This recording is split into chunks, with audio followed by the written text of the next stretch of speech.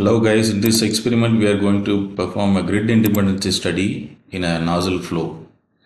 So this is generally done to check whether the result is independent of the mesh size or not. So we have chosen three different mesh sizes, four different mesh sizes, and let's see how the result varies with respect to these mesh sizes in this particular nozzle. Let's create the geometry using ANSYS workbench. Then drag and drop the fluid flow fluent system. Right click the geometry and create new design modeler geometry. Click the XY plane and click sketching and make the plane normal to us and zoom the window to make approximately 1 meter of this scale. Now we have to draw this geometry.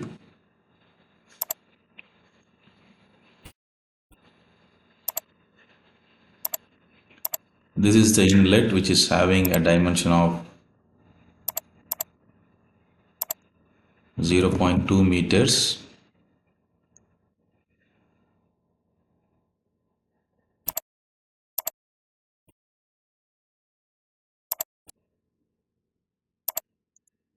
This is the outlet which is having a dimension of 0.12 meters. The distance between these two lines is 1 meter.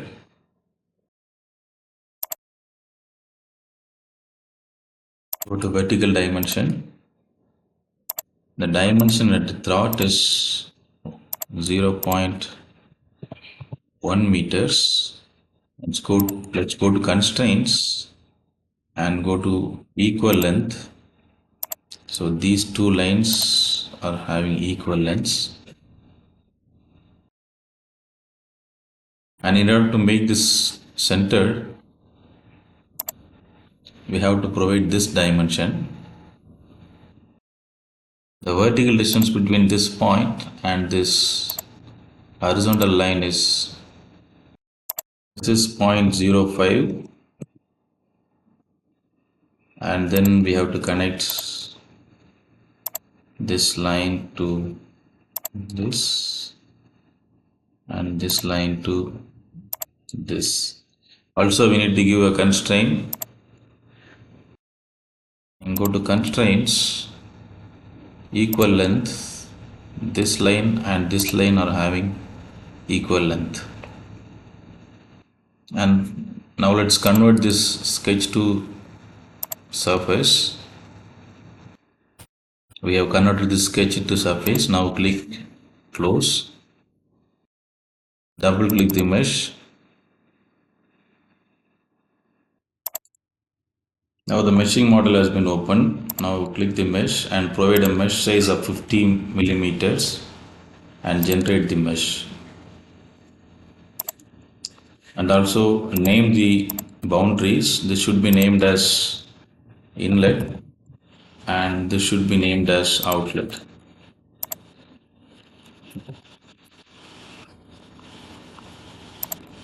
Now we can close this. Now right click the mesh and click update. Double click the setup to open the ANSYS Fluent.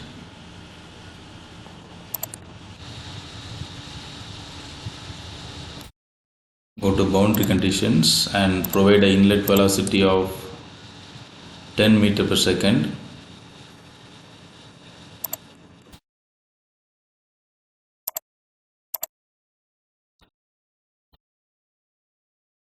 Initialization, initialized.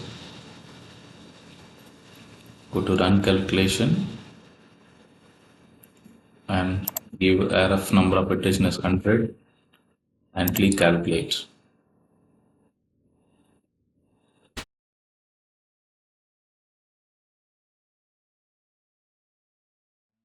Observe that the solution got converged at 30th iteration. So let's note down that iteration. So at mesh size of 50, the iteration taken was 30.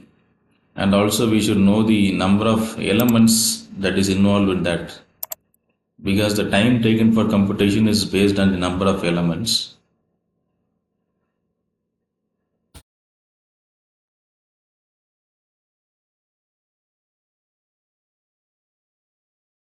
You can go to the mesh, and inside that you can see statistics. Expand that, and you can see number of elements is 57.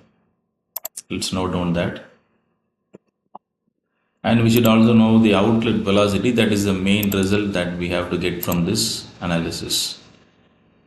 For that, go to the solution and go to reports, go to surface integrals, phase at average of velocity at the outlet, and click compute. So now we have got a value of 16.71 something. So just I am copying that value and pasting here. So we know the theoretical value is 16.67, and now we have got a numerical value of 16.7. Okay, there is a reasonable agreement between this. Let's go to a smaller mesh size of 25. So close. Let's leave this Fluent as it is and go to the meshing module. Click the mesh and change the mesh size to 25 and click generate mesh. Now you can see the statistics. Now the number of elements are 238. So now 238 is the total number of elements, and then we can proceed to the calculation.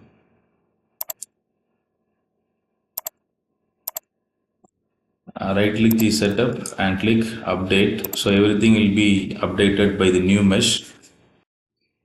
Okay, now you can see the setup has been updated. Double click the solution. Go to initialization. Now you can see the mesh has been updated here. Go to initialize again. Once the initialization is done, click the run calculate button and calculate. And now with the element size of 25 millimeters, we have got the solution converged at 32nd iteration. Let's note down that. And the outlet velocity, let's see that. Go to reports, surface integrals, phase at average of velocity at the outlet, and click compute. Now we have got a result of 16.727522 something, and I'm copying that and paste it here. So now we can see the result slightly got changed. And let's move for further refinement. Go to the mesh and change the mesh size from 25 millimeters to 10 millimeters. And now click generate mesh. It has been generated. Go to the statistics and see the number of elements, that is 1464.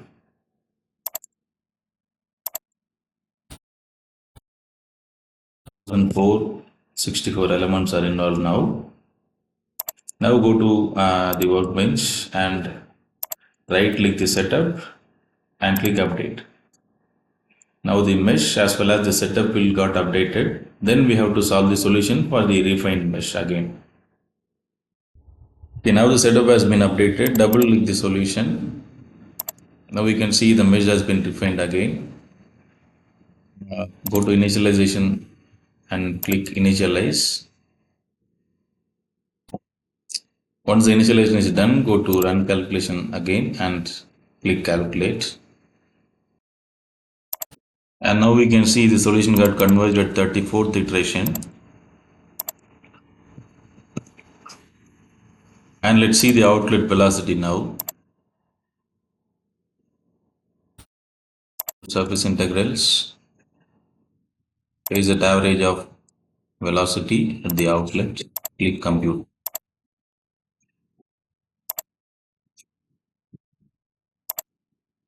So now we have got this value.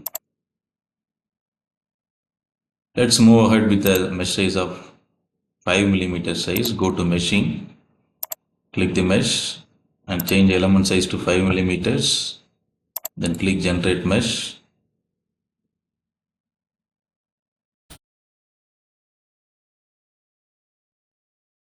Now the mesh has been generated. Now you can see 5770 elements are involved now.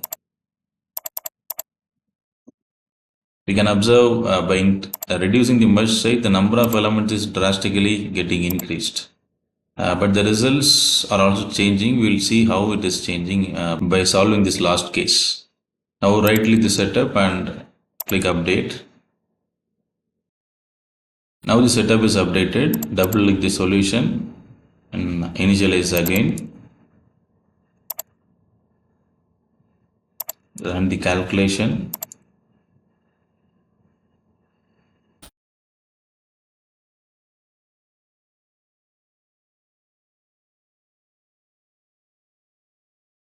And now the solution got converged at 37th iteration.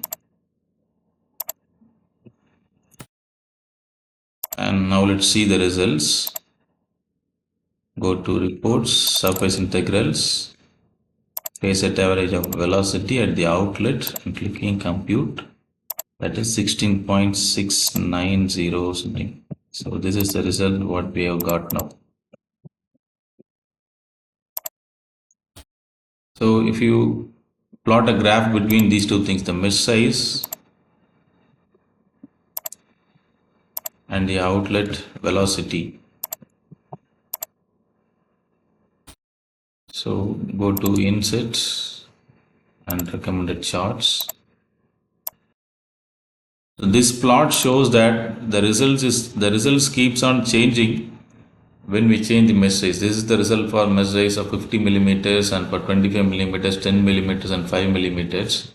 And we can also see the magnitude of this change. So the grid dependency analysis is done to see where this curve becomes almost flat. We cannot expect a flat profile here. So if you do analysis for 2 millimeters and 1 millimeters again, the difference between these two values will get reduced. So at that point we can finalize this will be the optimum mesh size. We should also see the number of elements that is involved. So we can plot the element size. So we can observe that the element size is drastically increasing. If we do further experiment with 2 millimeters and 1 millimeters, if there is no significant difference between 2 millimeters and 1 millimeters, we have to choose the number 2, because the 2 millimeter element will be having less number of elements when compared to the 1 millimeter size mesh. So this is how we have to decide whether the mesh size is enough or not. So I hope this video helped you. If you have any clarifications, please drop me in a comment.